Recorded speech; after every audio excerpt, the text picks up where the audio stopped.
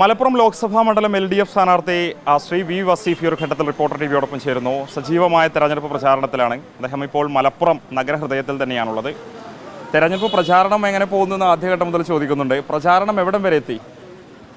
പ്രചാരണം ഇപ്പോൾ തെരഞ്ഞെടുപ്പ് തീയതി വന്നതിൻ്റെ അടിസ്ഥാനത്തിൽ ഇനി ഒന്നുകൂടി ക്രമീകരിക്കും. അത് മണ്ഡലം കമ്മിറ്റിയൊക്കെ ചേർന്ന് കുറച്ചുകൂടി ക്രമീകരിച്ച് സമയബന്ധിതമാക്കാനുള്ള ശ്രമത്തിലാണ്. ഇപ്പോൾ നമ്മൾ 3 റൗണ്ട് ഓരോ ദിവസവും എടുത്തുകൊണ്ട് ചില മണ്ഡലങ്ങളിൽ ഒരു അര ദിവസം അങ്ങനെയൊക്കെ എടുത്തുകൊണ്ട് 3 റൗണ്ട് നമ്മൾ പൂർത്തീകരിച്ചു. എല്ലാ മണ്ഡലത്തിലും ഒന്ന് ഓടിയെത്താൻ പ്രധാനപ്പെട്ട സ്ഥാപനങ്ങൾ, അതുപോലെ തന്നെ വ്യക്തികൾ, ക്ലബ്ബുകൾ, അങ്ങനെയുള്ള ഇടങ്ങളിലൊക്കെ ഒന്ന് പോയി അവരോടൊക്കെ വോട്ടഭ്യർത്ഥിക്കുന്ന ഒരു സാഹചര്യം ഉണ്ടായി.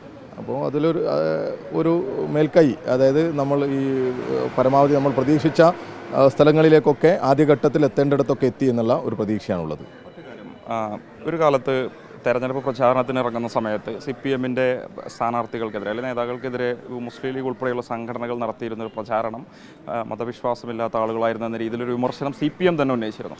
ഇപ്പോഴത്തെ ഈ ഒരു സാഹചര്യത്തിൽ, പശ്ചാത്തലത്തിലൊക്കെ തന്നെ ആ രീതിയിലുള്ള പ്രചാരണം എതിർഭാഗത്തു നിന്നുണ്ടാകുമെന്ന് അങ്ങ് വിലയിരുത്തുന്നുണ്ടോ?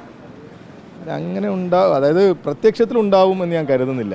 ഈ പറയുന്നത് പോലെ ഞാനൊക്കെ നാട്ടിൽ നമ്മുടെ പഞ്ചായത്ത് തിരഞ്ഞെടുപ്പിലാണല്ലോ കൂടുതൽ ഇതൊക്കെ ചർച്ച ചെയ്യുക. അന്നൊക്കെ ആ സമയത്ത്, അല്ലെങ്കിൽ ഇപ്പോഴും കഴിഞ്ഞ പഞ്ചായത്ത് തിരഞ്ഞെടുപ്പിലൊക്കെ അതിനെക്കുറിച്ചൊക്കെ അവിടെയൊക്കെ ചർച്ച ചെയ്യും. ഈ ഉയർന്ന തെരഞ്ഞെടുപ്പിലൊക്കെ അത് ഇനിയിപ്പോൾ ആരെങ്കിലും ചർച്ച ചെയ്യുമെന്ന് ഞാൻ അറിയുന്നില്ല. ഏതായാലും പ്രധാനപ്പെട്ട നേതാക്കന്മാരൊന്നും അങ്ങനെ വ്യക്തിപരമായി വിശ്വാസത്തിലേക്കും അവിശ്വാസത്തിലേക്കും ഒക്കെ കടന്ന് അതിൻ്റെ അടിസ്ഥാനത്തിൽ വോട്ട് ചെയ്യണം എന്നൊന്നും പറയുന്നൊന്നും ഞാൻ കരുതുന്നില്ല. മലപ്പുറം ലോക്സഭാ മണ്ഡലത്തെ സംബന്ധിച്ച് SDPI, വെൽഫെയർ പാർട്ടി, PDP പോലെയുള്ള പാർട്ടികൾക്കും ആ രീതിയിലുള്ള സ്വാധീനം നിലനിൽക്കുന്ന ഒരു മണ്ഡലമാണ്. ഇത്തരം സംഘടനകളുടെ അല്ലെങ്കിൽ രാഷ്ട്രീയ പാർട്ടികളുടെ ഒരു പിന്തുണ ഏത് രീതിയിലാണ്? എനിക്ക് അറിഞ്ഞൂടാ, ഞാൻ അവരുടെ അടുത്തേക്ക് ചെന്നിട്ടില്ലല്ലോ. നമ്മൾ വ്യക്തികളെ, അതുപോലെ തന്നെ അതുമായി ബന്ധപ്പെട്ട ആളുകളെയൊക്കെ കാണുക എന്നുള്ളല്ലാതെ ഇതുപോലെയുള്ള സംഘടനകളെയും അവരുടെ സഹായം അഭ്യർത്ഥിച്ചോ ഒന്നും ഇതുവരെ പോയിട്ടില്ല.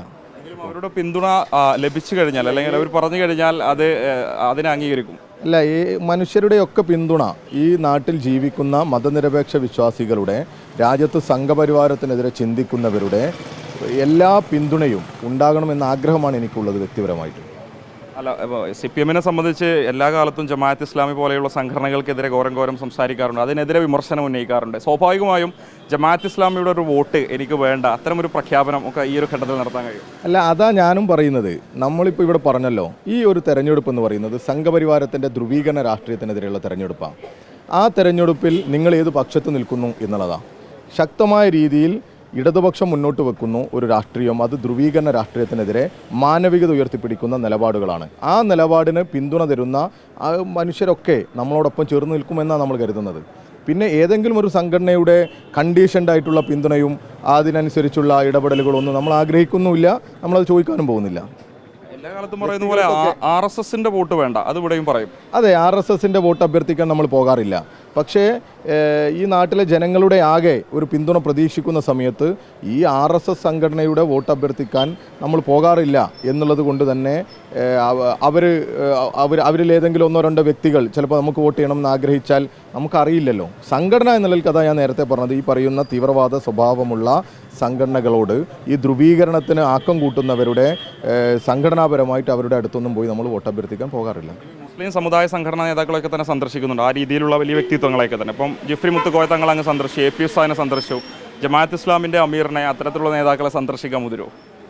ഇല്ല, നമ്മൾ ഓരോ സ്ഥലത്ത് എത്തുമ്പോൾ അവിടെയുള്ള നേതാക്കന്മാർ പറയുന്നതിനനുസരിച്ചാണ് ഓരോ വ്യക്തികളെയൊക്കെ കാണാൻ പോകുന്നത്. അങ്ങനെയാണ് ഷെഡ്യൂൾ ചെയ്യുന്നത്, അവരുടെ സൗകര്യവും നമ്മുടെ സൗകര്യമൊക്കെ അനുസരിച്ച്. അപ്പോൾ അതാണ് ഞാൻ പറഞ്ഞത്, പുതിയ നിലപാടിലൊന്നും വേറെ വലിയ മാറ്റങ്ങളൊന്നുമില്ല. അവസാനമായി ഈ ഒരു സംഘടനകൾ, വെൽഫെയർ പാർട്ടി ആണെങ്കിലും അല്ലെങ്കിൽ SDP ഒക്കെ ഏതാണെങ്കിലും ഈ ഒരു സംഘപരിവാറിനെതിരെയുള്ള ഒരു രാഷ്ട്രീയം പുലർത്തുന്ന സംഘടനകളാണ്. അപ്പോൾ അവരൊക്കെ തന്നെ ഒരു പിന്തുണ തന്നു കഴിഞ്ഞാൽ അതൊരു നേട്ടമാവില്ലേ? വ്യക്തികൾക്ക് അവരുടേതായ ഇഷ്ടങ്ങളും അനിഷ്ടങ്ങളും ഒക്കെ ഉണ്ടാവും. ആ ഇഷ്ടങ്ങൾക്കനുസരിച്ച്, അവരുടെ നിലപാടുകൾക്കനുസരിച്ച് അവർക്ക് വോട്ട് ചെയ്യാം. അതിലിപ്പം പ്രത്യേകമായിട്ടുള്ള ഒരു സംഘടനയുടെ ഒരു വിലപേശൽ ആവശ്യങ്ങൾക്ക് മുമ്പിലൊന്നും ഞാൻ പോകുന്നില്ല എന്നേ പറഞ്ഞുള്ളൂ.